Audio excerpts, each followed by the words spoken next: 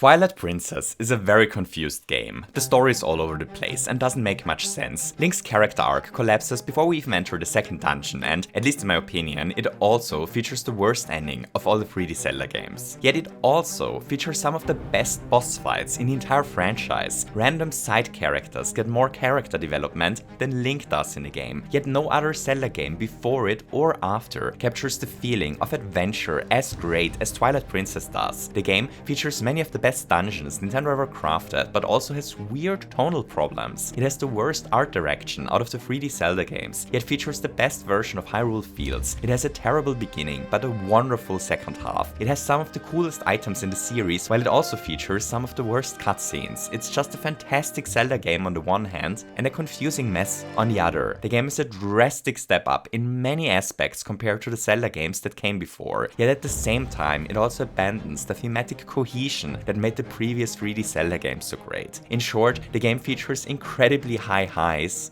and really low lows. And, at least in my humble opinion, that is incredibly interesting. Why did the game end up so confused? What had happened during development that caused the team to craft such a wonderful focused Zelda experience on the one side, while at the same time being so all over the place? How does a game end up so good and so strangely bad at the same time?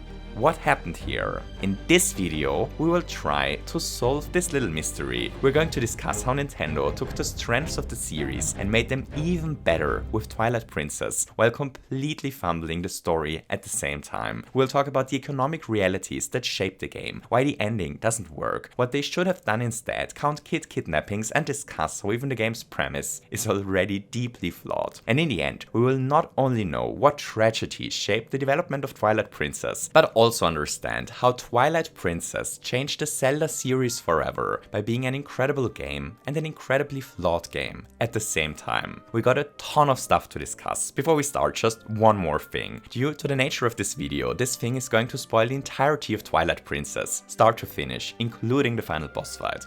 Don't worry, that is not the final boss fight in the background yet, that's just a hoglin. Alrighty right, so let's get this thing going. My name is Ceave, you're watching Ceave Perspective, a place that hopes to give interesting perspective on great games. This is Twilight Princess.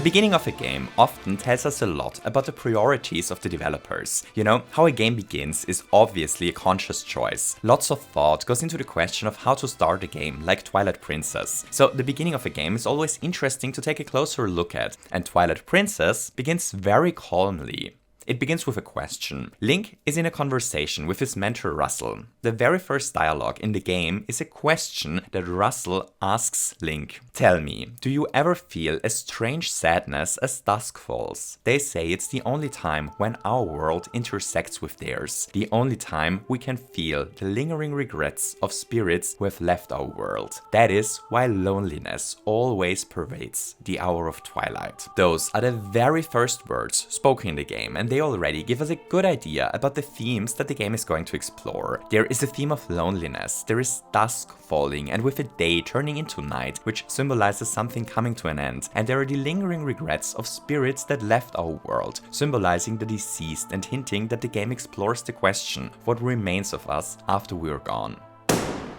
And nothing of this is actually a theme of the game. It isn't concerned with loneliness, it doesn't explore things coming to an end, and while the game does explore questions of what remains of us, it never explores questions of mortality. It's even weirder because those words are what introduces us to the Twilight Realm. You know, the Twilight Realm is the place into which spirits go that leave our world, framing it as the afterlife. Yet this is not what the actual Twilight Realm is all about, as we're about to soon find out. The very opening of the game, the very first words that are spoken already don't make much sense thematically, and that's just the beginning of a lot of problems. For now, let's put a pin in this opening and let's herd some goats. Our very first gameplay task in Twilight Princess is it to hop onto Epona's back and to chase some goats to the back into their cozy stables. And I really enjoy this. I believe they intentionally decided that our first task is something mundane. You know, it draws a strong contrast to all the heroic deeds that we're soon about to achieve. We will dive to the bottom of deep lakes, fight undead monsters, explore volcanoes and even slay dragons over the course of the adventure. Yet at the very beginning of it, we're just a normal kid herding goats. And then the game introduces the other kids. I hate the other kids. So, one kid after the other. This here is Ilia. Ilia and Link are lifelong friends, and there is a small hint that there is a potential romantic relationship forming between her and Link. This here is Colin. Colin is a coward and he looks up to Link. He hopes to one day be as strong and brave as Link is. Those here are the other unimportant kids. The other unimportant kids are unimportant. Our first gameplay objective is to solve a small trading sequence puzzle in the village of Orden. This trading sequence is a great start of the game and an absolute low point as well. So let me explain. You see, the entire thing is a really clever setup. First we have to talk to all the villagers to learn who needs what, which is a great introduction to the setting. While doing so, we have to find a certain amount of rupees so that we eventually can buy the slingshot. There are tons of rupees hidden in clever locations all around the village that we can find. They hit way more rupees than we need, which means we are in this open puzzle space where there are like 10 possible solutions to our problem, but we only have to figure out a couple of them. Every player will find just the location of a bunch of the hidden rupees, which means everyone finds a different way through the opening. That's just a really clever take on a tutorial in my opinion. There is just one problem with the trading sequence. You see, eventually we get a fishing rod and have to catch a fish so that a cat returns back to her home. The problem is that they never really teach us how to fish. We just have no idea how it works. And fishing in Twilight Princess isn't exactly intuitive. We have to wait until the hook sinks down and then immediately press the button to catch the fish. If we wait any longer, it doesn't work. I remember back in the day when I played the game for the very first time, this part here had me stuck for almost half an hour. The fishing controls just confused me so much, which completely killed the pacing of the beginning of the game. The fishing rod, however, isn't entirely useless. It is what will defeat the very final boss of the game. But we're getting ahead of ourselves. One of the unimportant kids follows a monkey into the woods and is promptly kidnapped, which raises the kidnapped kid counter to 1. We rescue the kid, which causes Colin to tell us that he likes to be like us one day. We make our way to Ilia, who is at the spring with Epona, and then suddenly catastrophe strikes. A bunch of Bulblins invade the spring. Ilia is hit by an arrow and falls down. Link is hit by a heavy club and knocked unconscious as well. To make matters even worse, they also seem to have taken Colin and the other kids. Oh and no. Add 1 to the kidnapped kid counter. King Balbin blows his horn as a signal, which suddenly opens a portal. We chase after the kidnapped kids when we suddenly run into a huge dark portal. The hand of a gigantic shadow beast pulls us in, the Triforce symbol on our hand protects us, and then we suddenly transform into a wolf before falling unconscious again. Lots of exposition at the beginning of the game. The game is already going for over an hour, yet we are far from being done with all the establishing. It takes about another hour until we finally set foot into the very first dungeon, which is too slow in my opinion. You know, the opening drags a bit. Interestingly, however, it turns out that there is a very good reason as to why the opening drags. This here is the Legend of Zelda Encyclopedia, an official Nintendo-published encyclopedia that was released in celebration of the 30th anniversary of the Zelda series. The encyclopedia contains lots of fun info on the world, the enemies and the characters of the many Zelda games. But it also contains something else, namely development sketches and notes for all the Zelda games. And the developer notes for Twilight Princess are really interesting. One in particular, as it is concerned with the beginning of the game. It says the following. They originally intended to have Link be a wolf from the very start of Twilight Princess, a stark departure from what would be expected of a spiritual sequel to Ocarina of Time. After some discussion, developers opted for a more traditional beginning for the sake of new players, introducing Link as a Hylian in Orden village before he's captured and transformed into a wolf.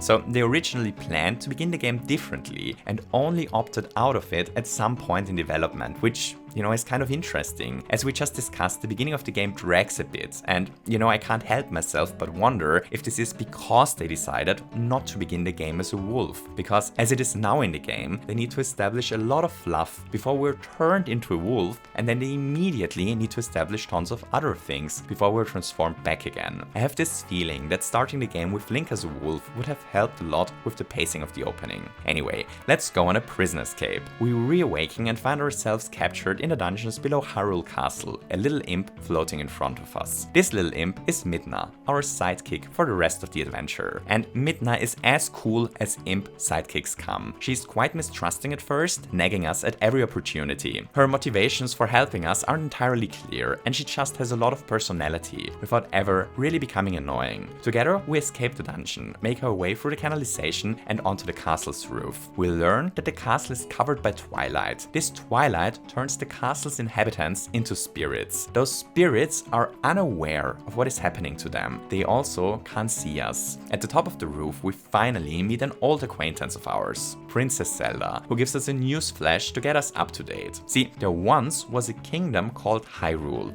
Hyrule was invaded by the evil king of the Twilight Realm. This evil king is Sant, a calm, stoic, terrifying villain that offered Zelda a simple choice: to surrender or to die. Zelda was forced to surrender the kingdom of Hyrule to this evil king. Twilight covered the entire land, and the poor Hyruleans were transformed into spirits without them even realizing. Zelda tells us that the people now only know fear of a nameless evil, which sounds terrible. Luckily, we are a good boy and here to help. So, as most of you probably already noticed, there are some glaring problems with the plot, but for now, please remain seated for the rest of the performance. We will dig into all the problems soon enough. But first, we still have to chew through a bit more lore. So, Midna asks Zelda if perpetual twilight even is that bad, which is a question that Zelda never answers. We escape the castle. Midna reminds us about the kidnapped kids who are in great danger, and then we strike a deal with Midna. She is willing to help us rescue the poor kidnapped kids, but she only does so if we agree to be her servant, doing exactly as she tells us. And thus, we teleport back to the spring where the kidnapped kid counter hit 2 about an hour ago. And there, something interesting happens. You see, this area is not part of the Twilight, yet we still remain in our wolf form. Midna asks us why this could be, which is an excellent question, Midna. Thank you so much for bringing this to my attention. Sadly, the game never answers this question either, at least to the best of my knowledge. Midna's first task for us is to grab her shield and a sword. Thus, we re-enter Ordon, solve some light puzzles, and grab Midna the weapons she desires. Hoo and Ray. We're almost done with our little lore recapping marathon here. Just a couple more things. So first, we encounter our first light spirit. Okay, so there is a lot that I don't particularly like about Twilight Princess art direction. I think the realistic art style doesn't fit the Zelda series this well. I think the game is too often colored in this weird golden bloom. I think Zelda and Ganondorf's design lack a bit of character and whatnot. I do, however, abso-freaking-lutely love the designs of the light spirits. There are a total of 4 light spirits in the game, and they are those shiny, bigger-than-life animals that are all almost comically over-designed, but somehow still perfectly fit into the game. They're great. The other 3 light spirits have had their light stolen, which is what caused Hyrule to succumb into the twilight. Oh, and no, up we go fixing this mess. So how is this mess fixed, one might ask? Well, by catching some beetles, of course. You see, the way the light is restored is by hunting down several beetles that are hidden all over the map. At this point, the opening of Twilight Princess drags the most. We just had this gigantic lore dump after being introduced to the village of Ordon. We had to track down a sword and shield that we can't even use yet. And now we play Doggo Exterminator to get rid of evil shadow bugs. We're several hours into the game and it still doesn't play like a traditional Zelda title. The beetle hunting sequence is repeated for each new area and yeah, they always slow down the gameplay. Beetles bad. Anyway, with all the Twilight vermin finally taken care of, light is restored to the first area and we finally leave our dog form behind and transform into human again. But not only that, would you look at this, we also changed outfit while Doggo fight. Now we wear the hero's tunic as a sign that we are the hero chosen by the gods, which makes the camera so happy it does this little effect. that's really in the game, I didn't make this up. We learned that the light spirits sealed away a dangerous artifact long ago that should never be touched by anyone who dwells in the light, but desperate times call for desperate measures, I guess, and thus we head to the very first temple, unsure of what we're even searching for. The forest temple itself is a pretty good introductory dungeon in my opinion. It is built around the gimmick of us freeing all the monkeys so that those monkeys can then form a bridge for us towards the final boss. There is the ape leader that guards the item of this dungeon, the Gale Boomerang. This little monkey actually has a small character arc. After defeating him, he helps us defeat the boss in return, which is a really nice touch. The dungeon has a nice flow to it and doesn't feel too much like a tutorial, but like a good dungeon that can stand all on its own, and yeah, it's good, but that is not what I want to talk about here. You see, there are those bridges in the temple that we can turn around by using the boomerang. Those bridges are our only way to cross the bottomless pit that is below them. But you see, it is not those bridges that I personally find really interesting. It is the bottomless pit, because I accidentally missed a jump here, which caused something really interesting to happen. We are teleported back to the beginning of the room. There are many different and dangerous foes that we face over the course of our journey. There are bulblins and babas, bokoblins and beamos, there are bombfish and bubbles. The enemy variety in Twilight Princess is generally pretty good, and the combat encounters stay varied over the course of the game. But no matter how varied all the enemies are, they all have one thing in common. They all dissolve in a big cloud of black and purple smoke after we defeat them. Late in the game, we actually get to visit the Twilight Realm ourselves. While exploring the rooms of a palace there, we're continuously attacked by so-called sun heads, terrifying images of the head of the big bad evil guy we are trying to stop. If we defeat all the sun heads in a room, a chest suddenly and magically forms out of thin air, a chest containing a key. So what do those three things have in common? You know, why do we waffle about being magically teleported back to the beginning of the room after jumping into a bottomless pit, about monsters dissolving into dark clouds, or about chests magically appearing? Well, here's the thing. Out of all the 3D Zelda games, Twilight Princess is the one that aims the most for realism. Yet even though it wants to be this dark and grounded adventure, it never forgets that it still is a game and that people are more than willing to suspend their disbelief for lots of things in a game. It makes no sense that the enemies dissolve into a black cloud. It makes no sense for us to get teleported back to the beginning of a room after falling, nor does it make any sense for objects to appear out of nowhere after we kill all enemies in a room. But it doesn't really matter, does it? I doubt that most people even realize that there is something unbelievable going on while playing the game. We accept this the same way that we accept that our character is able to survive being hit by an attack that, you know, in the real world would kill a rhinoceros wearing chainmail in an instant. You know, in modern AAA gaming, there is a strong trend towards realism. This trend pretty much started when the very first 3D games hit the cartridge, and it never really stopped since then. Yet the Zelda series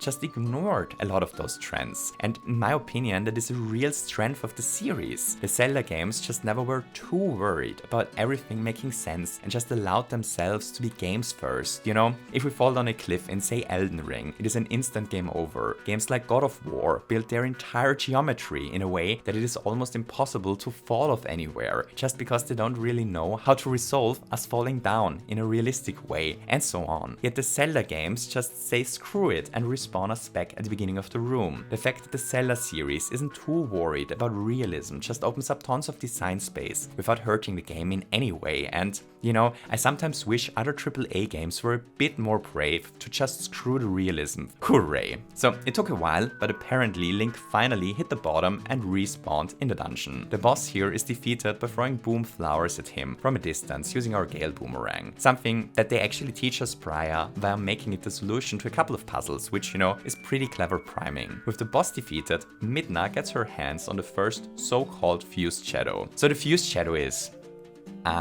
That's actually a very good question. Midna ensures us, however, that we need not to worry about it, since it is incredibly powerful and that she may tell us what all the fuss is about when we find the other two. So up we go. The next area is the area around Kakariko village. Kakariko is cursed by the Twilight as well, but it is not just Twilight that we find in Kakariko. We also find a surprise. The kidnapped kids are in Kakariko, and they are in trouble. Shadow monsters are attacking the town. Colin retells the story of how one beast attacked a woman that runs the general store. A whole gang of the town went to rescue her, but when they arrived, the lady was nowhere to be seen. But two monsters were waiting there. Apparently, the monsters transform their victims into new monsters, which is another plot point that is immediately forgotten again. Once again, we go on a beetle extermination tour, remove the Twilight, and transform back into a human. And thus, we're finally reunited with the kidnapped kids who the town's shaman took in. The shaman introduces us to the owner of the bomb shop as well as to his daughter, Luda. This here is Luda. She does absolutely nothing in the rest of the narrative and never pops up again. How lovely. So, gentle ladies, gentlemen, and gentle people in general, I know exactly what you're currently thinking. How did the kids escape their kidnapping kidnappers again? Well, luckily, Colin knows the answer. They just left them behind to die. But Rinaldo, the shaman, found them. So, they kidnapped the kids. Then they were like, no, we should kill them. And then they decided, yeah, let's just leave them alone in front of Kakariko to die, which... I can't claim to fully understand the mysterious ways of the Bulblins, but this strikes me as a rather odd plan, so usually this wouldn't be worth a mention, if it wasn't for what happens next. We now have to travel to Ordon to obtain the iron boots from the mayor before we return to Kakariko. And once we return to Kakariko, the Bulblins attack again. They try to kidnap one of the unimportant kids, but at the very last moment, Colin heroically decides to do something stupid, pushes her away, and gets kidnapped instead. Raise the stakes, ring the bells. Here in Kakariko, the kidnapped kid counter clings 3 freaking times already. It's the third kid kidnapping, and we only made it through a single dungeon so far. I think we have to talk a bit more about Twilight Princess premise in detail.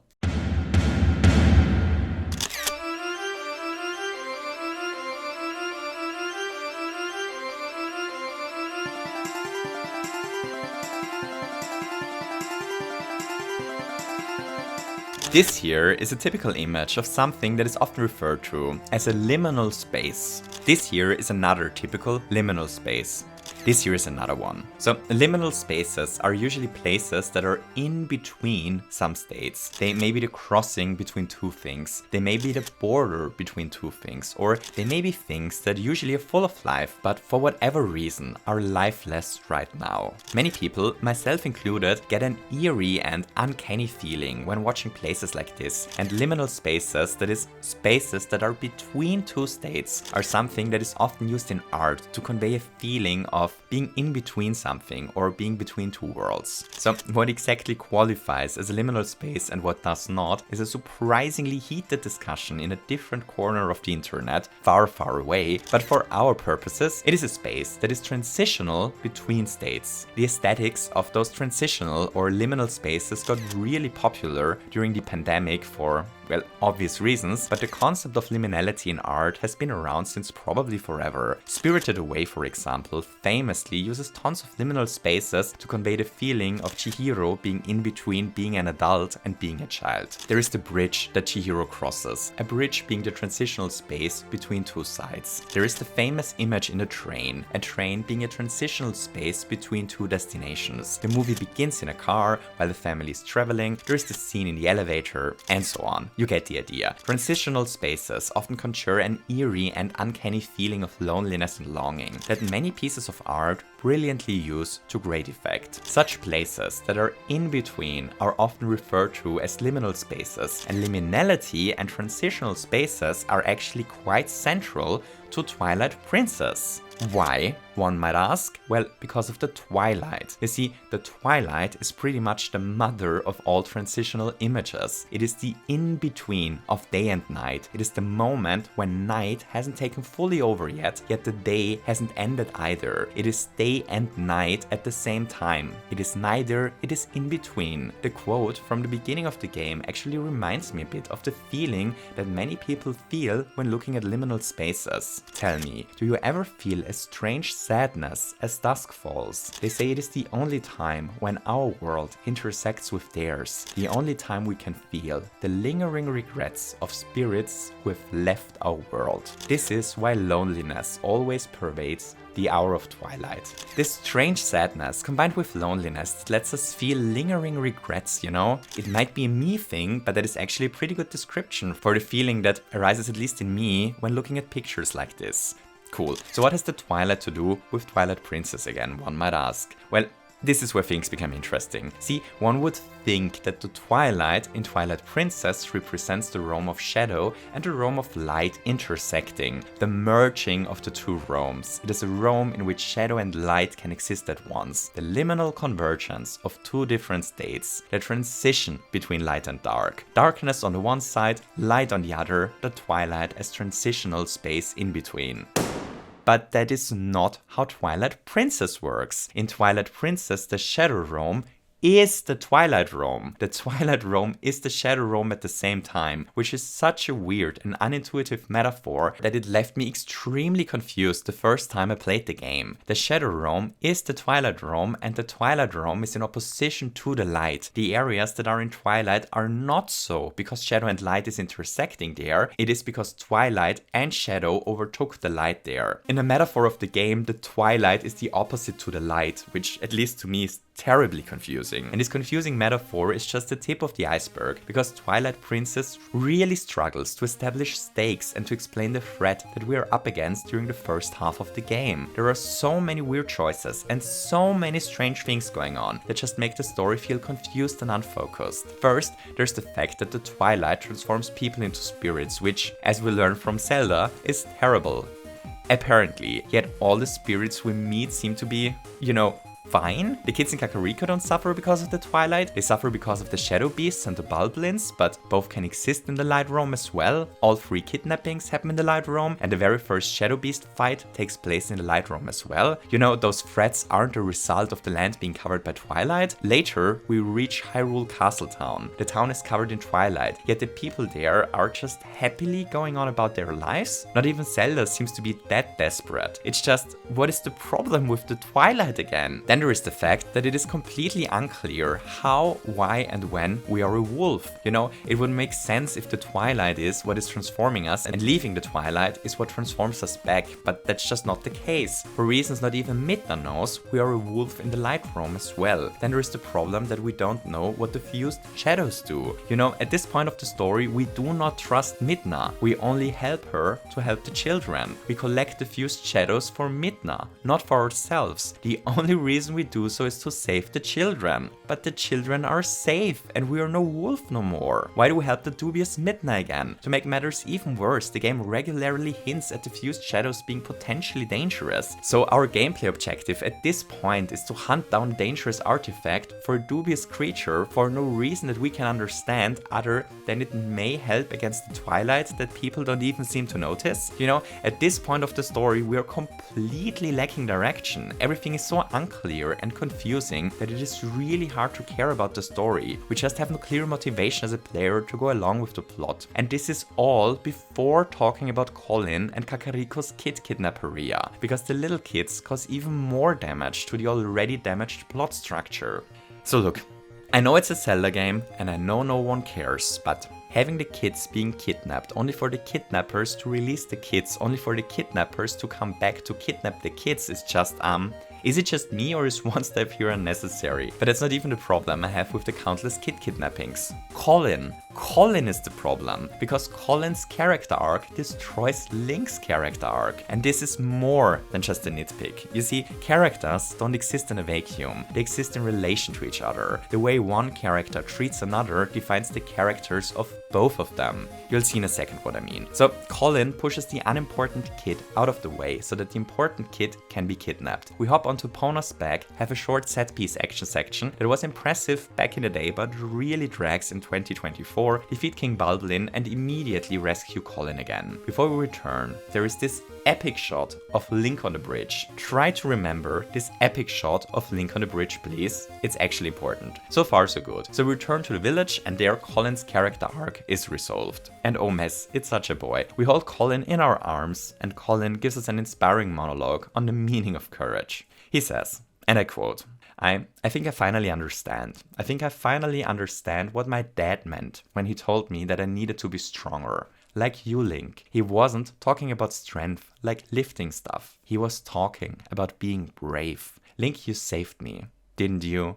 You can do anything. And then he tells us that we certainly can help the Gorons in the mines as well. And Link nods here. Link nods here. He freaking nods in absolute certainty that he will be able to help anyone. I cannot tell you how much I hate every second of this. So the problem is not the message itself. The being strong is to take action, not to lift weights message, which is a totally fine message for a Zelda game. The problem is that Colin learns this lesson in between Dungeon 1 and 2 of the game. You see, Colin's arc is the arc of being afraid at first, looking up to Link, who is strong and brave, but not entirely understanding how Link does it. Then he gets kidnapped, forgotten, kidnapped again, saved by the heroic Link, and then Colin finally understands how Link achieves this marvelous level of heroism by taking action. So far so good, but there's the thing we just talked about earlier. Characters don't exist in a vacuum. Their stories say something about the other characters they interact with as well. So what does Colin's story say about Link? Well, it tells us that Link is a flawless hero. A hero that other people rightfully look up to. A perfect and flawless hero. A hero whose way Colin had to learn. Not a single person has even a shadow of a doubt that Link won't be able to help the Gorons, including Link. Just take a look at the shot from before. How heroic Link is on the back of Epona here. How flawless he is as a hero. So much heroism. No wonder Colin looks up to him, wants to be like him. There's just a tiny problem. All of this happens at the very beginning of the game. This here is where Link starts as a character. This is peak heroism. There is an escalation to this level of flawless herodom. And obviously, Link ends the game as a perfect heroic hero as well. Or in other words, Link begins the game as a flawless hero and he ends the game as one. Link doesn't have a character arc in Twilight Princess. He doesn't grow. They set him up to be the small farm boy who, by chance, is thrown into an adventure much bigger than himself. A young boy who has to grow to become the Dragon Slayer that he is late in the game. But they completely undermine this arc by having Link be a flawless role model for Colin. Colin's plot just robs Link the opportunity to grow as a character over the course of the game and, well, it's not worth it. Okay, so let's fast forward a bit, because there is another problem waiting for us right ahead. So we defeat the Gorons in a wrestling competition by cheating with the iron boots, make our way into the Goron mines, which are a wonderfully realized dungeon and a much needed highlight of the game, defeat the boss here who, would you believe it, is the Goron Elder himself. Midna grabs the second fused shadow and tells us that she thinks Zelda is a terrible and weak leader. Up we go to Lake Hylia, and the last area that is under the shadow of the Twilight. Lake Hylia is dry, and our only way to reach the third light spirit is by raising the water level again. And thus, we investigate. As it turns out, all the Sora are frozen under the ice. Luckily, this is easily fixed by warping a burningly hot volcanic stone into the ice. Lovely. After unicing the fish folk, the ghost of the Sora Queen appears in front of us. She tells us, and I quote again, "The Dark Ones, they raided this village and as a message to my people, executed me in front of them." So look, there's nothing wrong with a good old execution to send a message to some folks in fiction. It's just, you know, in the forest area. The problem was that the monkey had an evil parasite in his monkey butt. The Gorons weren't allowed anyone to pass by who didn't defeat them in a wrestling battle. In Hyrule, the people are still fine. Zelda is chilling in the castle, yet the Sora, I don't know, I guess they drew the shortest straw or something. You know, later in the game, we need a golden chicken to fly over a large gap and collect gigantic strawberries to get a high score. There is a bit of a tonal problem in the game if it features sending a message executions and golden chicken flapping at the same time. But that's not even the real problem. The real problem is the Lanarus warning cutscene. So, once again, we unalive Twilight Beetles. This section here is the most tedious one. Once we finally have our beetles together, we defeat the beetle boss before we meet the fourth and final spirit. He speaks a word of warning and then the following cutscene plays. We zoom into Link's face, out again, and find ourselves in the void. We learn that the goddess created the world and gave it life and order. This land is the sacred realm. Ilia now appears beside us. Everything was fine with Hyrule, and thus far everything is fine with the cutscene as well. But then a battle ensued. Ilia suddenly has a knife and her eyes go white. As she attacks us, we stab her. Our eyes turn to white nothing. We run towards the Triforce, but in front of it, Shadow Links appeared. Interlopers. And those interlopers wield dangerous magic, the fused shadows that we have been searching for. Those interlopers tried to establish dominion over the entire realm. They dissolve Link into a cloud of nothing before it is revealed that we are now one of them. At this point, the goddess ordered the 3 light spirits to intervene, and the 3 light spirits intervened. They sealed away the great magic the individuals had mastered, causing Link great pain. The light spirit tells us that those who do not know the danger of wielding power will be ruled by it. And while this happens, tons of flipped Ilias float down, creepily laughing. And thanks, I hate it. So on the one side there is the incredibly confusing and convoluted backstory, but honestly, whatever really. That's not the problem. The problem is the cutscene. None of the images that we just saw in this cutscene have anything to do with anything that happens at any point in the game. There never is a conflict between Link or Ilia. There never is a Shadow Link. Link never is in any danger of being controlled by someone else or of losing his identity. We never encounter anything with those white eyes again. There is also never anyone anywhere who is controlled like a puppet or anything really. Lastly, and this one might surprise you the most, but flipped floating Ilias also never return. They just open up tons of themes, of ideas and of different story elements and never reuse them ever again. Nothing of those visuals returns in the story. It's just random creepy imagery with no reason to exist, which, you know, that's just terrible storytelling in my humble opinion. As I see it, this here is the absolute low point of the game. It might be the absolute low point of the entire series. The whole setup of the story is incredibly confusing. The stakes aren't clear. Link's character arc is in shambles. The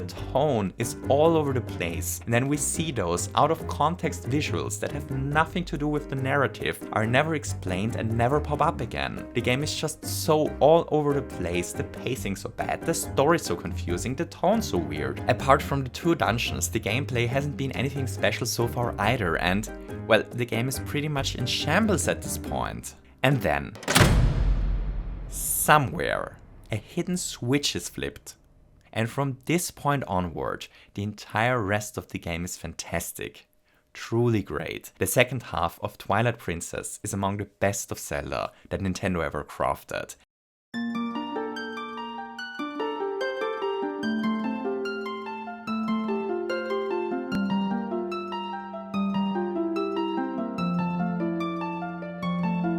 The water dungeon is next, and just like the 2 dungeons that came before, it is fantastic. The dungeon is built around a central room with a rotatable staircase. We first activate different water sources at the top and then have to guide the flow of the water in such a way that mechanisms at the other side of the dungeon begin to move, and yeah, it's great. I especially love how the boss is introduced in this dungeon. We drop down, diving deeper and deeper underwater, unsure of what awaits us at the bottom, and it just goes on and on. We dive really deep here. It's a great moment of anticipation. Only at the very bottom, we fight the boss. After defeating the boss, we return to the light spirit when suddenly we encounter Sant. The big bad evil guy awaits us, and he has big bad evil plans. He immediately defeats the light spirit and knocks us unconscious. He hits Link with a cursed shard that forces us to stay in wolf form, even in the light world, and then he turns to Midna. So the thing is the following: shadow creatures can't survive in the light world. Sant, however, now forces Midna to live in the light world, which causes her a terrible sickness. And then,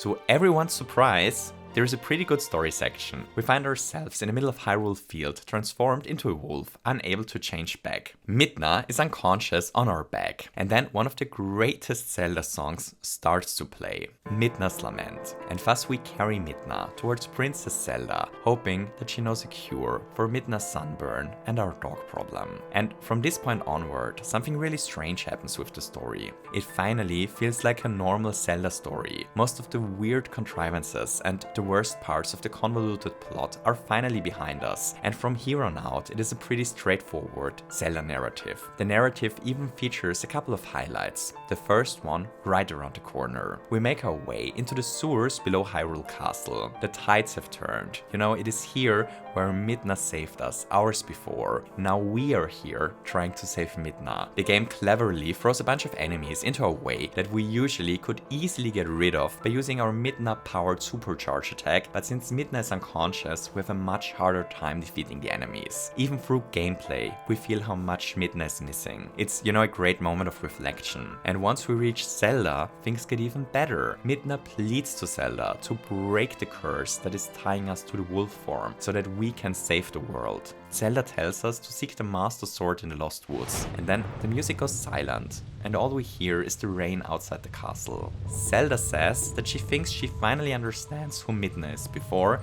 she transfers her life energy into Midna, sacrificing herself. Zelda sacrifices herself so that we have a chance to stop Sant.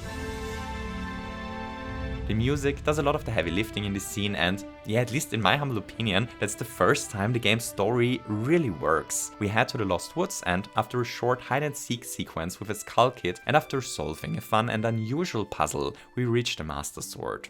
Its power allows us to transform back into a human at will. And with this, the game finally opens up. We now have access to warping, we can transform into a wolf and back, we can explore all of Hyrule Fields and Hyrule City, tons of side content opens up. We pretty much play a different game all of a sudden. A much better one. The overworld exploration is great, the minigames are a ton of fun, there are hidden sword powers to learn, taught to us by the hero's shade, a skeletal incarnation of an old hero of time. Those techniques spice up combat, there are fun little side quests, and yeah, all of a sudden the game just comes together wonderfully. Our objective in the second half of the game is to find the 4 shards of the Mirror of Twilight. The Mirror of Twilight is a device connecting the Twilight realm with the Light world. Restoring it allows us to confront Sant in his own realm. The first shard is in the Arbiter's Ground in the Gerudo Desert, a greatly designed dungeon whose outside reminds us of a Roman Colosseum, while the inside is styled like an Egyptian tomb. So the Arbiter Grounds were a prison in which the worst criminals of Hyrule were held captive, while it was decided how they should be punished. Some were executed, others imprisoned, and some were even banished into the realm of Twilight, the original use of the Mirror of Twilight. Today, however,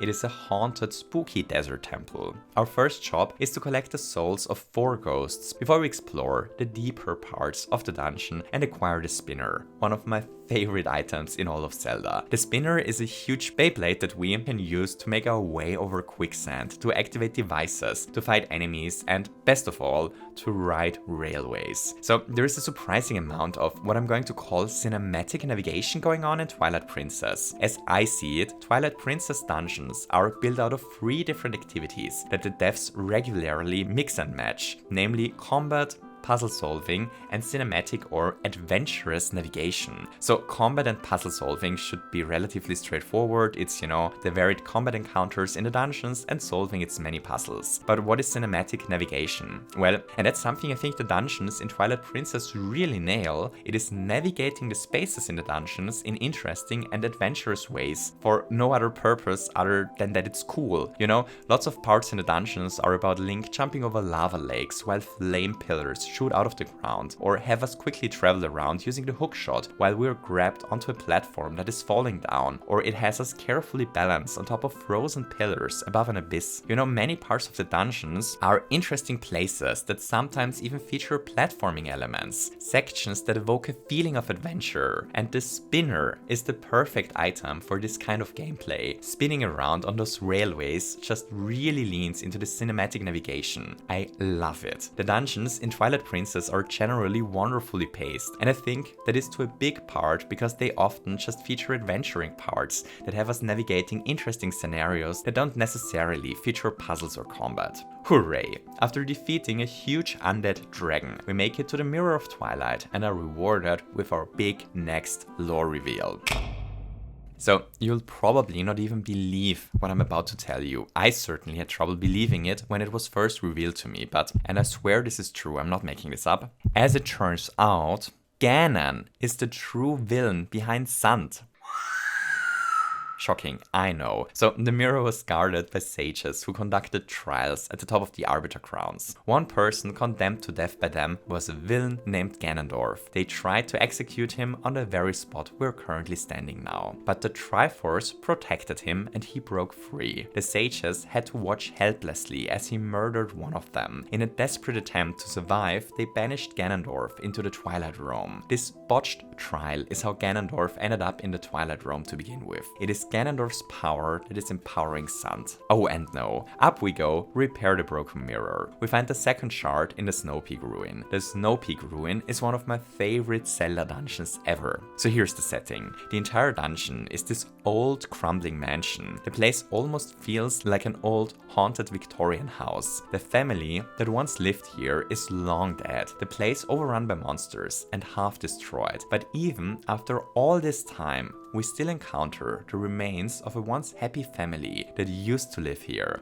The whole place is dripping with this heavy feeling of nostalgia. It feels not only like exploring a dungeon, but like a home that is no more. To make things even more interesting, the dungeon is now home to a Yeti couple whom we have to help to reach the boss. The entire dungeon doesn't feel like an arbitrary construct, but just like a real place with history. Twilight Princess dungeons are generally really good at conveying this feeling. The first dungeon is home to the monkeys, and the monkeys are part of how we solve the dungeon. The second one is the Goron Mine that is overrun with bulblins. The final dungeon is an entire city in the sky, and the next one has us travel through time. A lot of thought went into how to differentiate the dungeons and how to integrate them into the world, and the result are tons of memorable and varied dungeons. Every single dungeon in the game is a highlight, and the Snow Peak Ruin is the highlight of all the highlights to me. I love the setting, the ball on chains, how we have to carry around cannonballs to blast open the door to the boss room, that the Yeti woman is the final boss, and even how the great heart container is spawned after defeating her. It's peak Zelda. Next up is the Temple of Time, and that one is amazing as well. So this dungeon is built around a really interesting gimmick. The dungeon is a gigantic tower. Our task is to make it to the top of it. Once we reach the top, however, we acquire the dungeon item, the Dominion Rod. The Dominion Rod allows us to take control over statues. The statues then mirror our exact movement. And now we have to make our way back down again, escorting a statue back through all the rooms that we just explored before. The dungeon is basically played in two ways. First up alone and then back down again, guiding the statue. An insanely ambitious and complicated premise for a dungeon, yet somehow they managed to pull it off. It's fun and engaging till the very end. We reach the fourth and final mirror shard dungeon after restoring Ilia's memory. Oh, we probably should establish Ilia's memory first. Forgive me. My bad. So turns out Ilia is fine. She somehow escaped her kidnappers as well. I know.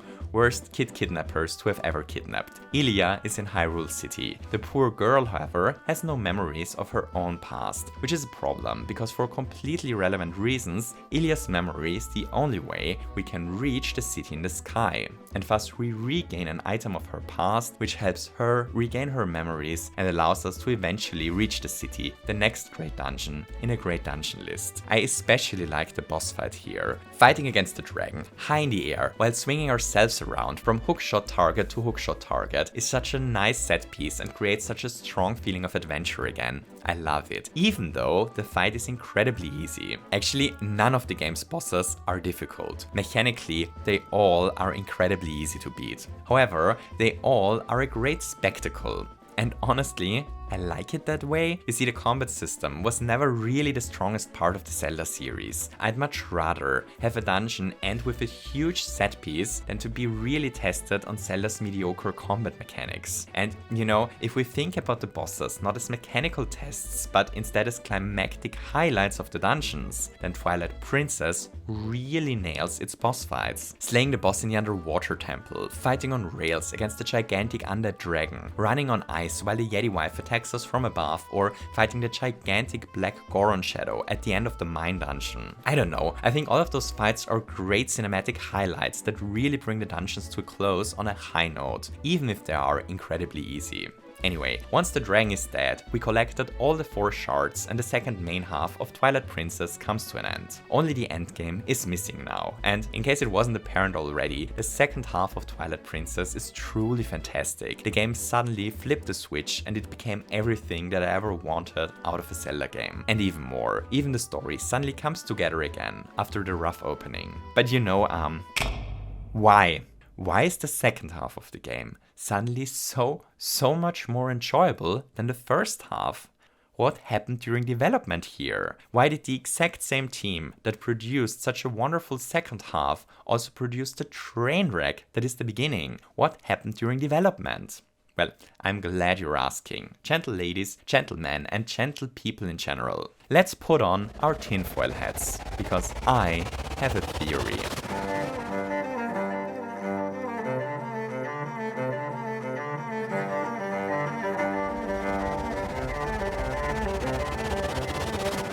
The year is 2002.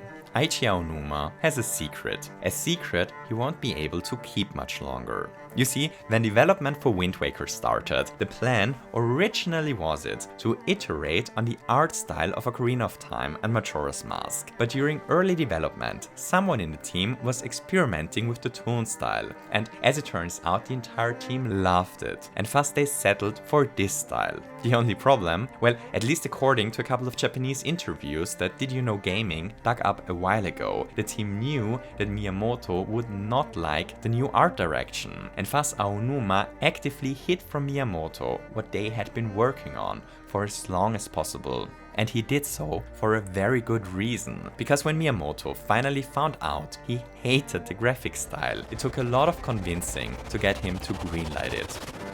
The year is 2004. We are at the Game Developers Conference. This year features a truly fascinating speaker. Aichi Aonuma, the producer of Twilight Princess himself, is speaking. And during his talk, he revealed something really interesting. He showed a slide showing the sales numbers of all the installments of the Zelda franchise. And at the very bottom of it, he revealed something unexpected. The Zelda game at the very bottom is a game called Wind Waker 2. IGN immediately reported that Wind Waker 2 was in development, and IGN was right, because the team that had developed Wind Waker actually was developing a sequel to Wind Waker at this time, a sequel written by Aonuma himself. It's the 24th of March 2004. It's the 1-year anniversary of Wind Waker's release in North America, but Nintendo of America had no reason to celebrate. The sales of Wind Waker had been disappointing all around the world, but nowhere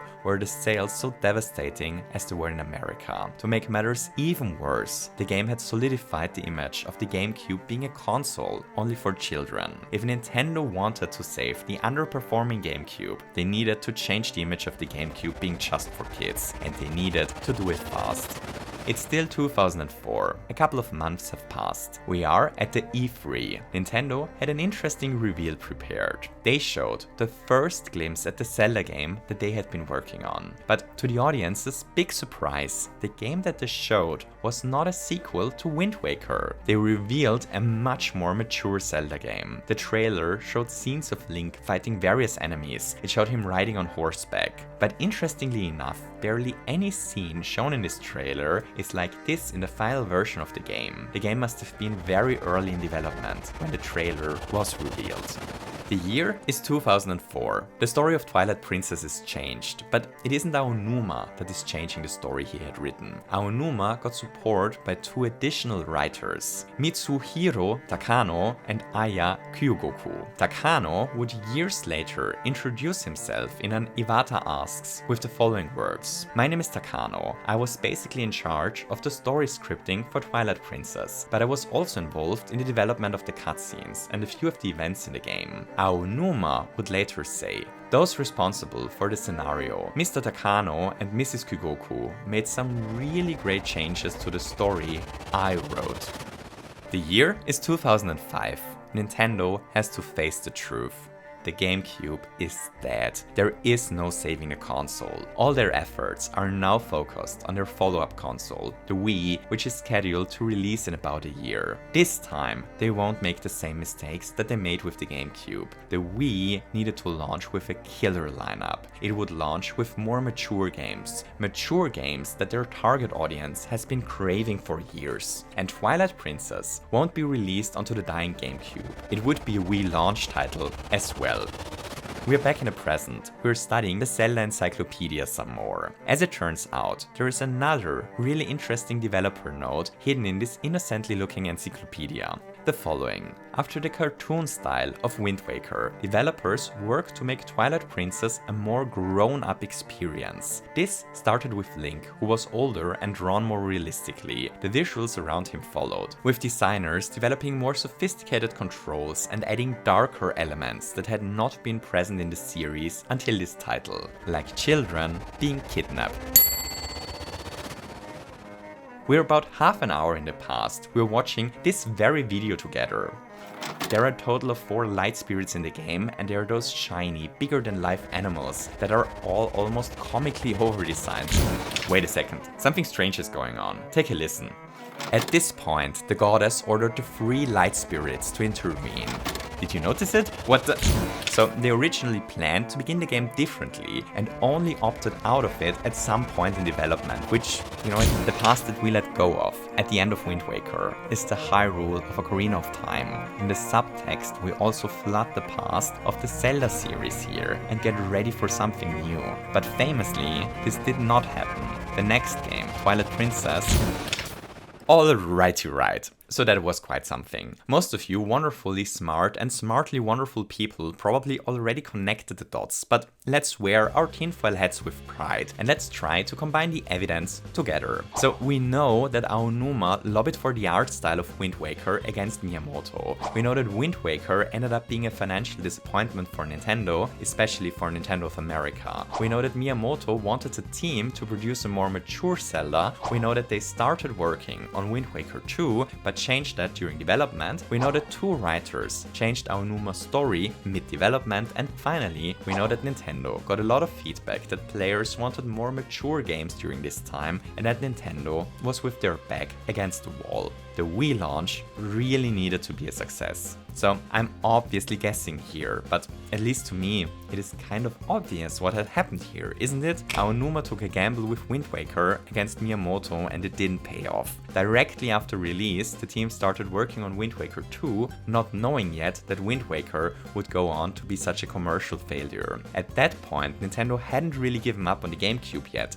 so they told Aonuma to change the art style to make the sequel more fitting for a more mature audience, and thus they quickly hammered together the trailer that was shown during E3 2004, a trailer where the game didn't even have its full name yet. But the GameCube was beyond saving, and thus Nintendo shifted strategy again. They changed their strategy towards the launch of the Wii. It was essential for Nintendo that the Wii had a successful launch, and a pretty big piece in Nintendo's launch plan was Twilight Princess. Nintendo couldn't risk that the game would be rejected by the market as Wind Waker was, and Aonuma had probably lost a lot of goodwill by going all in on the art style of Wind Waker, and thus Nintendo gave 2 additional writers the task to go over whatever Aonuma had originally planned. Their task to make sure the story is mature and caters towards the taste of the American market. And thus they take a look at what Aonuma had written. They crack up the kidnapped kid counter to freaking 3. They change around so much of the story that even the game seems to be confused how many light spirits there actually are.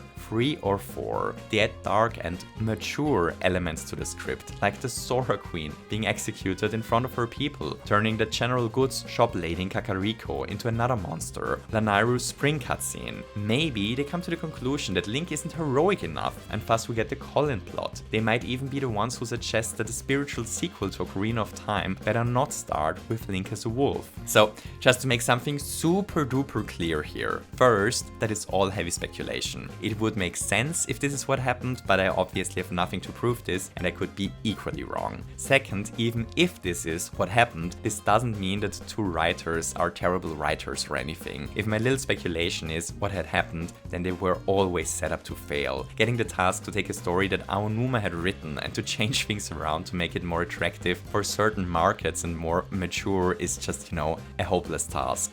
Alright, so even though I can't prove that this is what was going on behind the scenes, let's just assume together for a second that it happened like that. Because if this is the truth, then this has really interesting implications. Because it worked, Twilight Princess was perceived as a more mature game. It reviewed incredibly well. The Wii ended up selling a multitude more consoles than the GameCube ever did, and Twilight Princess ended up being the best-selling Zelda game till Breath of the Wild. If my theory is right, Nintendo made the right move, at least if we look at the game through an economic lens. If we look at it through an artistic lens, however, well, it ended up having a catastrophic impact. And nowhere is that more apparent than during Twilight Princess ending.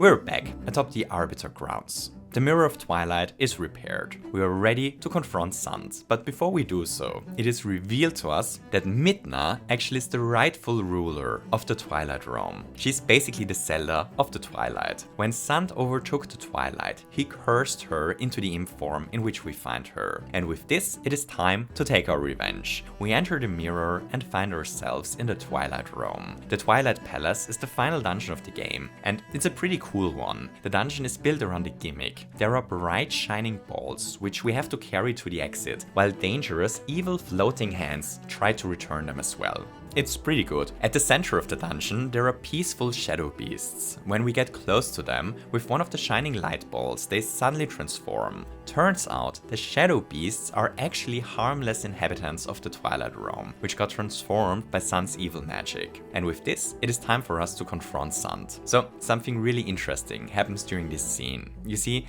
Sant is standing there, calm, almost stoic. An aura of danger surrounds him. He tells us that he hates Midna's royal family for accepting that they all exist in the Twilight. He bends his body in a weird, twisted way, and then he starts to angrily jump around. The entire game, Sant was framed as this stoic, dark presence, but the very second we actually face him, he drops his calm, evil performance and starts to angrily jump around. Almost like a child. More on that in a second. We fight Sant in a boss fight that I quite like. The fight goes over several phases, each one taking place in a previous boss arena, and each one uses a different item we found during our journey to damage him. It's a nice moment that allows us to reflect on how far we've come. After defeating him, he tells us that he is immortal for as long as Ganondorf lives. Midna all of a sudden has gigantic tentacles grow out of her, causing her to burst poor Sant open. Midna is visibly surprised as to where her sudden powers came from, and she isn't alone with it. I have absolutely no idea either. We head to Hyrule Castle. Midna transforms into a spider-like creature and destroys the barrier, protecting Hyrule Castle. Hyrule Castle is the final place we explore in the game. It has this nice atmosphere of danger and dread, while also featuring something majestic in its design. I think it comes together nicely, and it is a great send-off area for the game. And with this, we finally confront Ganondorf. Princess Zelda is unconscious behind him. So, if you're wondering how Zelda ended up captured by Ganondorf after she sacrificed herself and dissolved into a particle cloud of light, I don't know either, but at that point, whatever really. And then we fight. First Ganondorf takes over Zelda and we have to fight the princess herself. Then Ganon transforms into a huge pig, which we defeat in wolf form. Next we fight Ganon in Hyrule Fields on horseback, and finally we confront him sword to sword. The final fight would be really tough, close to unwinnable, if we weren't in possession of one final Sheikah relic to save us. An ancient item of such immense power that it is capable of demolishing the evil king once and for all. An item that we had carried around all game, unaware of the immense power slumbering in it. It is at this moment that the fishing rod finally gets to shine. Whenever we throw the hook, Ganondorf gets confused for a moment, which allows us to strike him. We can pretty much stunlock the Evil King by abusing the immense power of the fishing rod here and slay him this way without him ever striking back. And with this, we beat the game. Midna is transformed back into her original form, the light spirits appear and the credits start to roll. We see shots of Hyrule Field. The children are leaving Kakariko and are on their way home. The people of Hyrule City are celebrating. Everything is good. And then it is time to say goodbye. Zelda, Link and Midna are back atop the Arbiter grounds. It is time for Midna to return to the Twilight Realm. Before leaving, Midna thanks us and reminds us that as long as the mirror is around, we can meet again. Midna sheds a magical tear, the tear flies towards the mirror, and then all of a sudden, and without a word of warning, the tear shatters the mirror of Twilight. Link and Zelda look shocked towards Midna as she runs towards the closing entrance to the Twilight Realm. Smilingly, she leaves our world, while the only link between the worlds is destroyed. And I cannot tell you how much I hate this. But to understand why I dislike Midna destroying the mirror so much, we first have to do something else. We first have to establish what Twilight Princess, below all the confusion, is about thematically. So if we remove all the confusion and focus only on the most important elements of the story, then Twilight Princess is about learning to accept an other. You see, at the heart of Twilight Princess' story, there are two princesses, Midna and Zelda. Those two are so core to the story that even the game is named after them. Both are referred to as Twilight Princesses at some point. At the beginning of the game, the Twilight Realm is presented to us as this dark and deeply evil place. At the beginning of the game, we do not trust Midna. We literally only help her because we want to save the children, not because we share a goal with her. But at the same time, Midna herself doesn't care about the Light Realm either. She thinks Zelda's a weak ruler, and she clearly states more than just once how little she cares about our fate or the fate of the Light Realm. But then, things change. Sand casts Midna into the Light Realm. Midna is ostracized from her home and transferred into the Light Realm, the very realm she didn't care about. But the Light Realm cares about Midna. We carry Midna to Zelda, and Zelda sacrifices herself to save Midna. This event is key in Midna's character arc. She learns that the Light Realm is worth saving too, and from then on does her best to save both realms. She learns that the people in the Light Realm are as much worth saving as her own people. There is no difference between the two. Meanwhile, we as the player go on a similar journey. We learn that Midna herself is the rightful ruler of the Twilight Realm, suggesting to us that not all Twili are evil. Then we enter the Shadow Realm and are confronted with peaceful shadow beasts. We learn that Sun transformed the once peaceful Twili into those creatures and returned some of them back into their normal peaceful form. We learn that the monsters we fought the entire game were actually not monsters by nature. It was Sun's influence causing them to act evil, not the fact that they are from the Shadow Realm. The same way Midna had to learn that the Light Realm wasn't purely evil, we learn that the Shadow Realm isn't evil by default. This is the main theme of the game. It is a clever narrative about learning to accept a different culture, and that what we perceive to be different is often just a different flavor of the same. It is what the arc of the two main characters in the game is about. It is the arc of the two Twilight Princesses.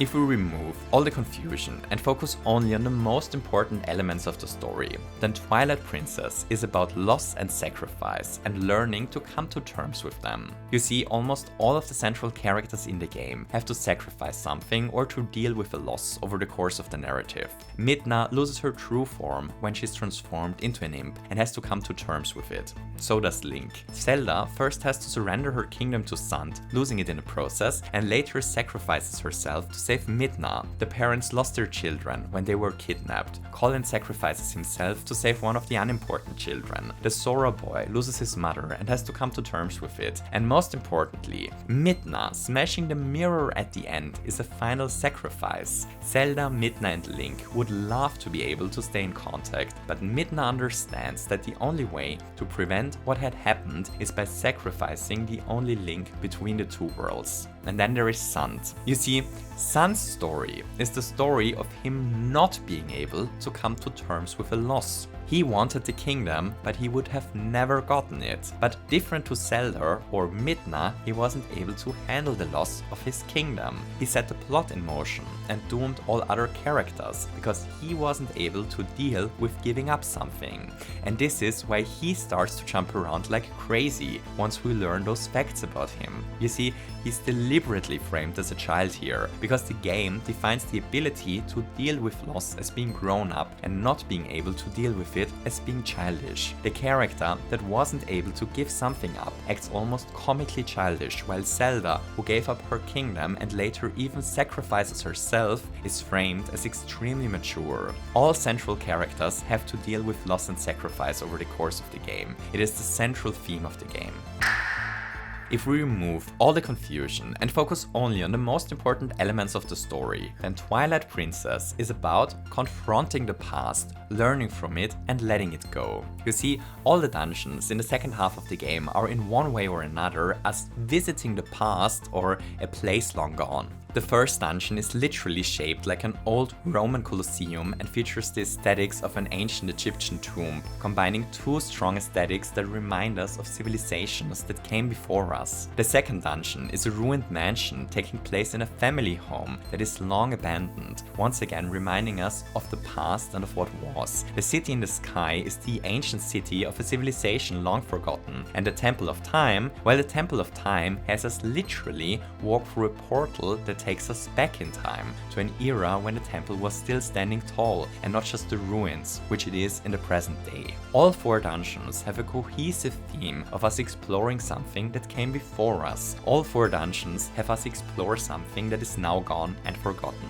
So, do you remember the monologue with which the game opened? Tell me, do you ever feel a strange sadness as dusk falls? They say it's the only time when our world intersects with theirs. The only time we can feel the lingering regrets of spirits who have left our world. This is why loneliness always pervades the hour of twilight. The four dungeons that we explore during the second half of the game are modeled after this idea. They are lonely places where we can feel the lingering regrets of spirits that have left our world. But that's not all. You see, what we are doing in the second half of the game is visiting places of the past to return something to the present. And this thing that we return from the past are the pieces that form the mirror of Twilight, the very thing that Midna destroys in the end. Metaphorically, we confront the past, learn something from it, and in the end we let the past go, symbolized by destroying the mirror. And that's just the tip of the iceberg. Lots of things in the game deal with the past in one way or another. Ilia's plot, for example, one of the most central plots to the game, is about her literally forgetting her own past. She literally loses her past self. The way we restore her memory is by confronting her with things from her past, or in other words, we use the past to cure the present. Then there is the hero's shade, the creepy skeleton that trains us sick sword kicks and flips. He's literally a previous incarnation of the hero of time. It's quite literally the past teaching us something. In this case, sick sword kicks and flips. Even in the very beginning of the game, the Twilight Realm is already framed as the place spirits go that have long left our world. All over the game, there is a clear theme of confronting and learning from the past. Alrighty, right. So what is it now? What is the game actually about? And the answer is all of the above. You know, Twilight Princess just doesn't really settle for a singular theme. There are just several things going on at the same time. The game has a theme of loss and sacrifice. It has a theme of confronting the past and learning from it. But it also has a theme of accepting a different culture. And then there are even more small arcs in the game that add to the confusion. Like Colin's To Be Brave is to take action arc, or the whole yin and yang, light and shadow are two sides of the same coin thingy that adds to the confusion. But just to be clear here, that is not bad by default. You know, a story can explore different ideas and different character arcs can be about different thematic things. A game or a story isn't bad just because it explores many themes. But, and this one is a really big but, if the themes start to contradict each other, then we have a problem. And this is exactly what happens in Twilight Princess, or more precisely during the game's ending. The shattering of the mirror contradicts one of the game's central themes, making everything incredibly confusing. You see, the reason why Midna destroys the mirror is probably because of the theme of sacrifice and of letting go of the past. The mirror is an object of the past that we restore by visiting the metaphorical past, so it makes a lot of sense that we let go of it in a personal sacrifice at the end of the game. So far so good. However, there is also a third major theme, and it makes absolutely no sense in this arc that Midna destroys the mirror. The arc where we learn about a different culture and figure out that what we perceive to be monsters turn out to just be normal people. You know, in this metaphor, the Shadow Realm and the Light Realm are metaphors for two different cultures. It's a metaphor for prejudices. It's a metaphor that we often fear other cultures, the unknown, or people that are different from us. But that if we only get to know them, it often turns out that they are just like ourselves. Cool. The only problem with it, you know, if this is the tale that the game is telling, then smashing the mirror in the end has suddenly really weird implications. You see, if the narrative is about getting to know a different culture, then destroying the only link to this culture in the end is a bit... The moral of the story then suddenly becomes that there are different cultures, and it's fine that there are different cultures, and different cultures can exist, but those cultures should never mix, but exist in isolation, because mixing the different cultures is dangerous. Which I don't think that was the intention, was it? The fact that Midna destroys the mirror runs counter to her and Zelda's character arc. A character arc that is about learning to accept a different culture. And this is why I dislike the ending so much. It only ties into some of the game's themes, while contradicting others. It's a total mess, and in the end, it doesn't end up making an impact, but just left me behind totally confused. You know, there are hints at a great narrative hidden in this game. A lot of the stuff we just discussed is great. The dungeons being from the past, the hero shade as a teacher from the past, the many sacrifices the characters make, even how Zelda and Midna learn to accept each other over the course of the game. It's not bad, it just doesn't work together. We can't have it all at once. Some plot ideas just contradict others. And if this is the case, the entire game just ends up being confusing. So here's the thing where things get really interesting. You see, it is possible to turn Twilight Princess' thematically confused narrative into a very cohesive tale by applying just a single change to the story. A small change that suddenly makes everything click into place. A change that is already hinted at in the game's text, and the change that I speculate was originally planned but got discarded at some point during development for whatever reason. Namely, the Shadow Realm needs to be the realm of the dead, the afterlife, and the Twilight needs to be a separate place, a liminal space in which the realm of shadow and light intersect, the area in which the living and the dead exist at the same time. This small change alone would fix so many problems with the narrative, it's almost absurd. You see, if Midna is the princess of the afterlife and Zelda the princess of the living, then their character development suddenly isn't about learning to accept a different culture anymore. It is then about accepting that we will die one day on the one hand, and accepting that there is no coming back from the dead on the other. Midna being cast out of the Shadow Realm by Sant is then symbolically Midna being returned to the land of the living, a land where she can't exist as a spirit. Zelda sacrificing herself is then Zelda giving her own life so that Midna can live, effectively swapping places with her. Sant's goal would then be to tear down the boundary between the living and the dead so that the dead can exist among the living once again. His character arc would then be about not being willing to accept his own mortality, which would explain why he is framed as a child. The fact that the Shadow Realm isn't made of monsters but just a place full of life different to ours would then be a symbol of us not needing to be afraid of the afterlife. You know, in the beginning we would fear the realm of the dead, but after learning more about it and visiting it ourselves, we learn that there is nothing to be afraid of. Zelda and Midna's story, on the other hand, would be about accepting that there is no cheating death, that life and death are two different sides of the same coin, as Zelda actually says during the ending. The fact that the Mirror of Twilight allows Midna, Zelda and Link to meet again would then mean that there still exists a way for the dead to return to the land of the living. Destroying the mirror would then be a symbol of accepting mortality, a contrast to Sun's actions. The ending would suddenly tie everything together. But most interestingly, the Shadow Realm, being the realm of spirits that left our world, would tie together all the other themes that the game explores. The theme of loss and sacrifice that so many characters have during their arc, and the dungeons being places from the past that we visit to learn something from it. It all would neatly tie together in an overarching theme of accepting that everything that is will be gone one day. You know, the game wants us to remember that everything that is will perish one day, and thus it has us explore dungeons that are set in temples of perished civilizations or a long abandoned family home. The hero's shade is a hero from the past surrounded by this aura, that his time is long overdue and that it is time to finally let him go. Elia loses her literal past and in the process loses who she is. Midna and Link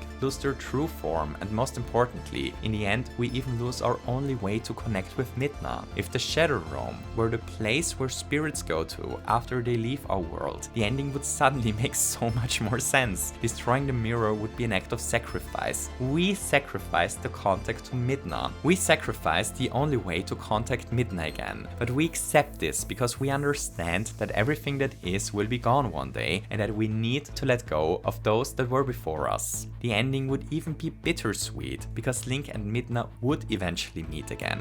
After Link's death, giving the entire thing a positive melancholic spin, a theme of to accept that everything will be gone one day would also tie wonderfully into the themes of the 3 Zelda games that Aonuma wrote before. You see, Ocarina of Time explores growing up, Majora's Mask explores trauma and how to heal from it, Wind Waker explores how to let go of the past, and Twilight Princess would now explore how to accept that everything will be gone one day. You know, it's Link growing up, Link healing from his trauma of growing up, Link accepting that he needs to let go of the past, and finally Link accepting that he will be the past one day. It would just make a lot of sense. Okay, so this is obviously all speculative, and I wouldn't bring all of this up if it weren't for one final thing. The fact that the game itself brings all of this up. The very first lines of dialogue spoken in the game again. Tell me, do you ever feel a strange sadness as dusk falls? They say it's the only time when our world intersects with theirs, the only time we can feel the lingering regrets of spirits who have left our world. That is why loneliness always pervades the hour of twilight.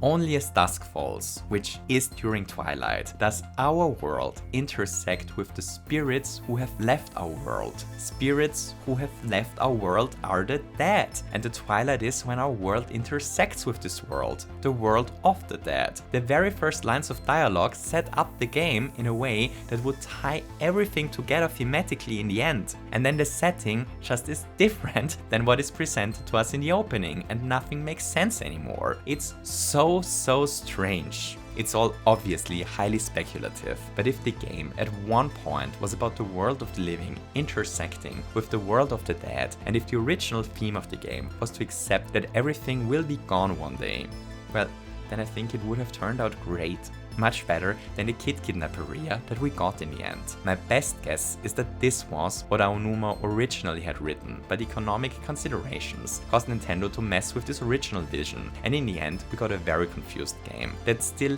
hints at the greatness that could have been, but that never truly reaches it.